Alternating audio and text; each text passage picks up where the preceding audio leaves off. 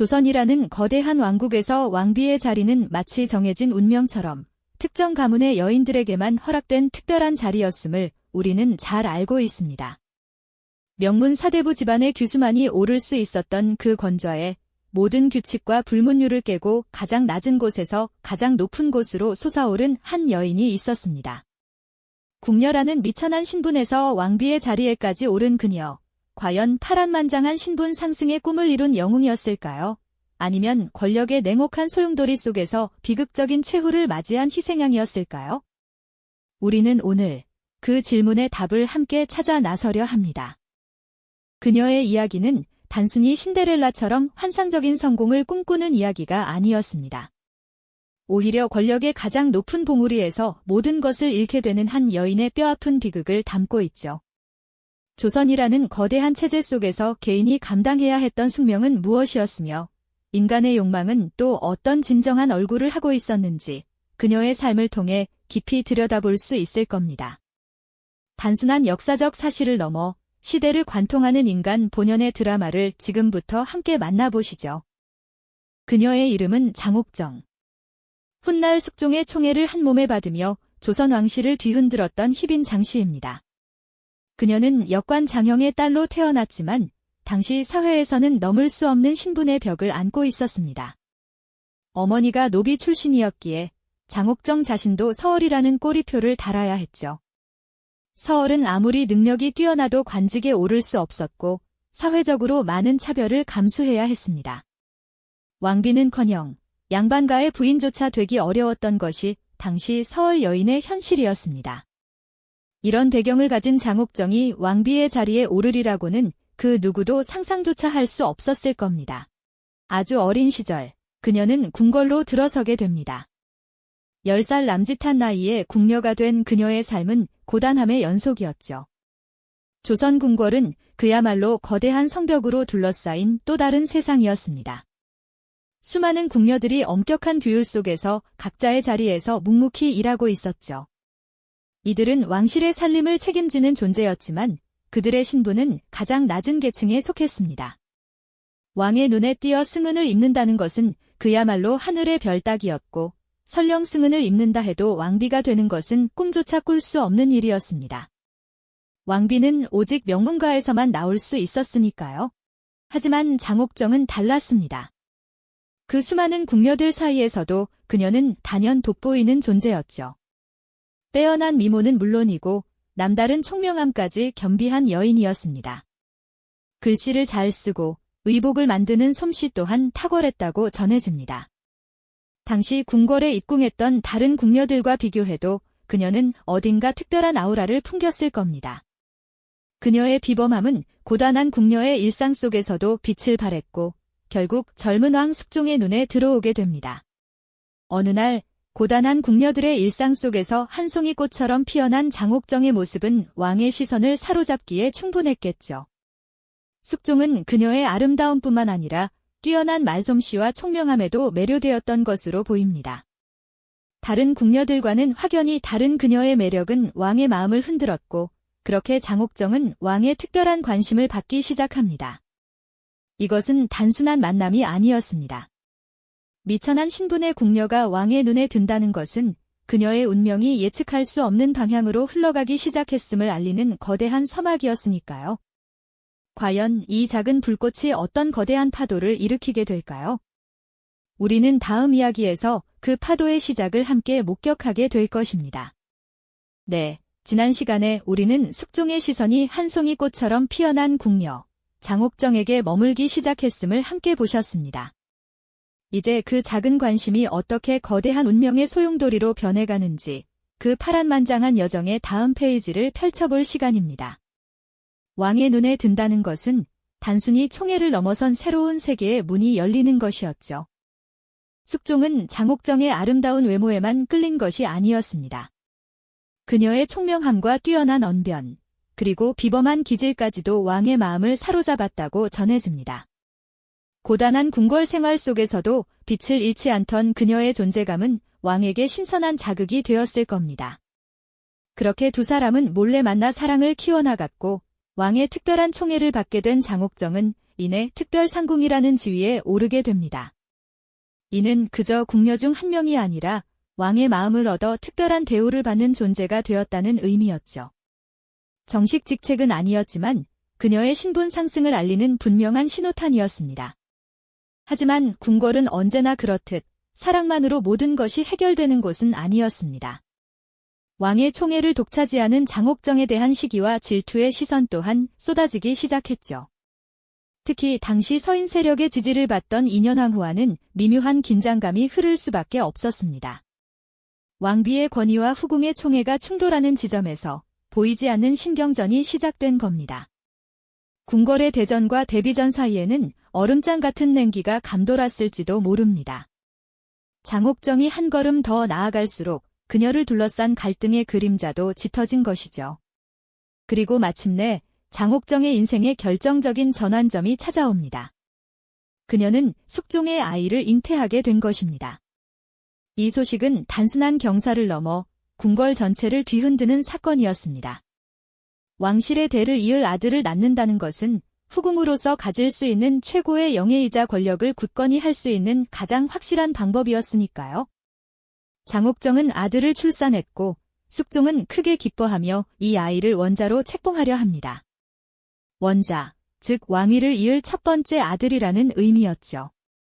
이로써 장옥정은 명실상부한 왕의 총애를 받는 희빈으로 책봉되며 정식으로 왕실의 일원이 됩니다. 희빈 장씨가 된 그녀의 위상은 하늘 높은 줄 모르고 치솟았죠. 하지만 그녀의 아들이 원자로 책봉되려 하자 궁궐의 정치 세력들은 다시 한번 들썩이기 시작합니다. 당시 국정을 주도하던 서인 세력은 인현왕후에게 아들이 없다는 이유로 장옥정의 아들을 원자로 세우는 것에 강하게 반대했습니다. 인현왕후의 지위가 흔들릴 것을 우려한 것이었죠. 반면 장옥정을 지지하던 남인 세력은 왕권 강화를 주장하며 원자 책봉을 강력히 추진했습니다.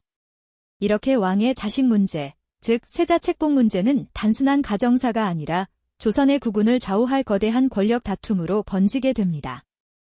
서인과 남인, 두 거대한 정치 세력이 장옥정의 아들을 두고 첨예하게 대립하면서 궁궐은 그야말로 일촉즉발의 긴장감에 휩싸이게 되죠. 희빈 장씨의 아들이 왕실의 적통으로 인정받느냐 마느냐는 곧 그녀의 미래와 직결되는 문제였으니까요. 이 거대한 파도는 과연 어떤 방향으로 흘러가게 될까요? 우리는 다음 이야기에서 그 경랑의 한가운데로 뛰어들어 보겠습니다.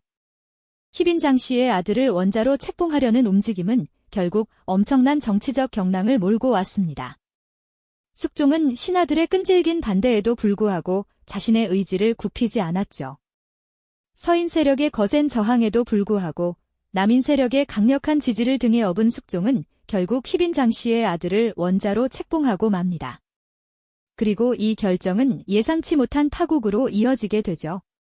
왕비의 자리에 아들을 두지 못했던 인현왕후는 결국 폐위되어 궁 밖으로 쫓겨나는 비극을 맞이하고 말았습니다. 한때 조선의 국모였던 그녀가 쓸쓸히 궁궐 문을 나서는 모습은 많은 이들의 가슴을 아프게 했지만 권력의 칼날은 그 어떤 동정심도 허락하지 않았습니다. 이제 궁궐은 장옥정의 세상이 되었습니다. 숙종의 지극한 총애와 아들을 원자로 둔 강력한 배경은 그녀를 조선의 가장 높은 자리로 이끌었죠. 폐위된 인현왕후의 자리를 대신하여 장옥정은 마침내 왕비의 면복을 입고 궁궐의 주인이 됩니다. 천민에 가까운 신분으로 궁녀가 되었던 한 여인이 왕비의 자리에 오르다니 그야말로 꿈같은 신분 상승을 이룬 것처럼 보였습니다. 하지만 그녀의 얼굴에는 기쁨보다는 알 수 없는 불안감이 맴돌았을지도 모릅니다. 권력의 정점은 늘 차갑고 그 위에 선 자는 늘 외로운 법이니까요. 왕비가 된 장옥정의 위세는 하늘을 찌를 듯했습니다. 그녀의 오라비인 장희재를 비롯한 친척들은 이제 막강한 권력을 등에 업고 거침없이 행동하기 시작했습니다. 그들은 왕비의 권세를 등에 업고 부정부패를 일삼았으며 백성들의 원성을 사기에 이르렀죠.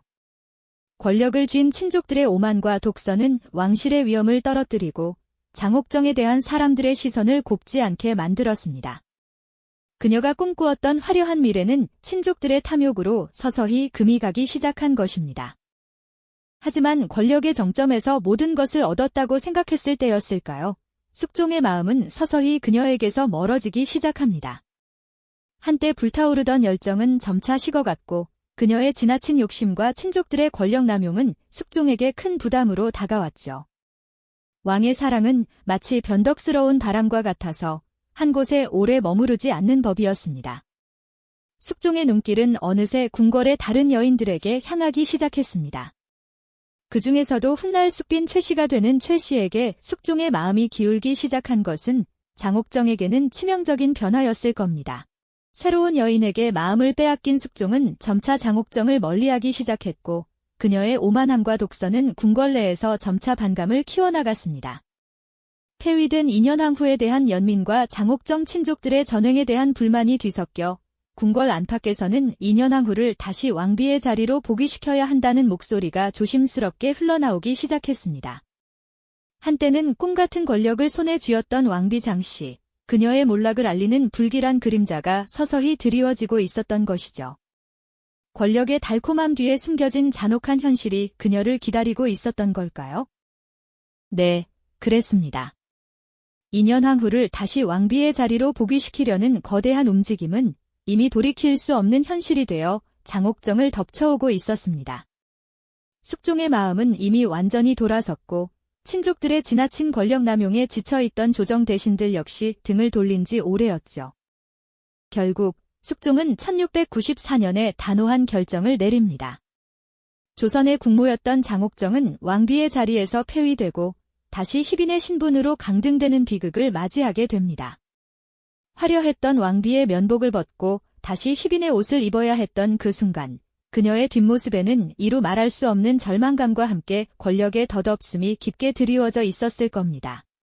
하지만 그녀의 비극은 여기서 끝나지 않았습니다. 희빈으로 강등된 이후에도 장옥정은 자신의 아들, 세자윤, 곧 훗날의 경종을 위해 다시 권력을 되찾으려는 시도를 멈추지 않았습니다. 그녀는 궁궐 깊숙한 곳에서 밤마다 은밀한 의식을 치르며 인현왕후를 저주하고 숙종의 마음을 돌리려 했다는 의혹을 받게 되었으니 이것이 바로 취선당굿 사건이었죠.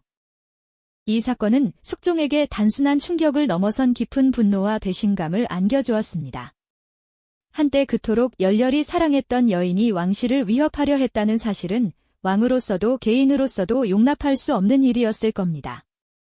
결국 숙종은 고뇌에 찬 비통한 마음으로 마지막 결단을 내립니다. 1701년 장옥정에게 사사, 즉 사약이 명해지는 비극적인 순간을 맞이하게 됩니다.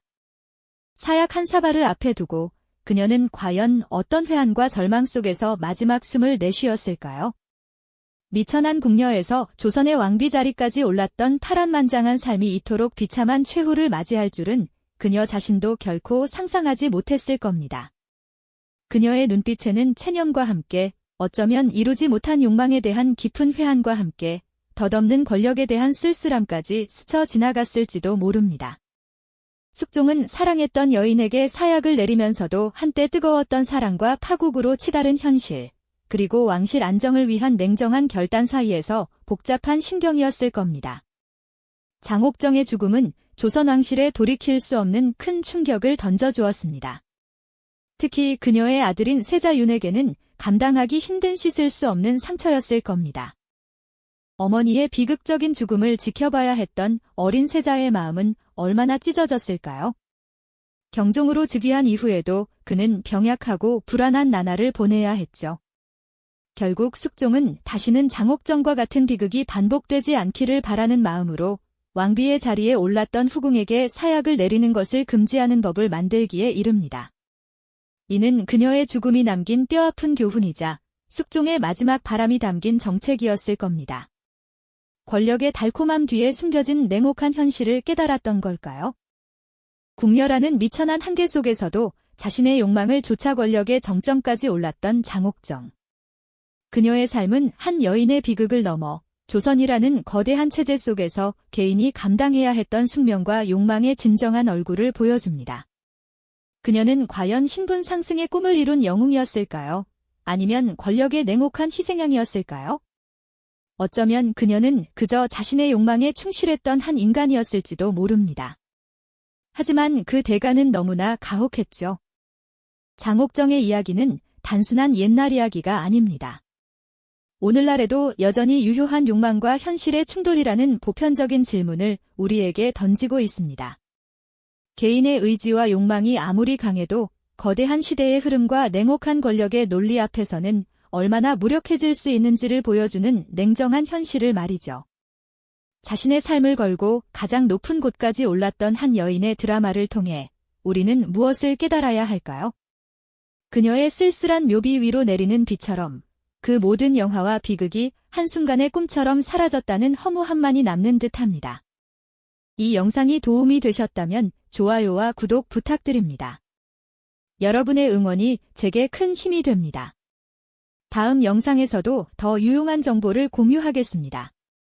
감사합니다.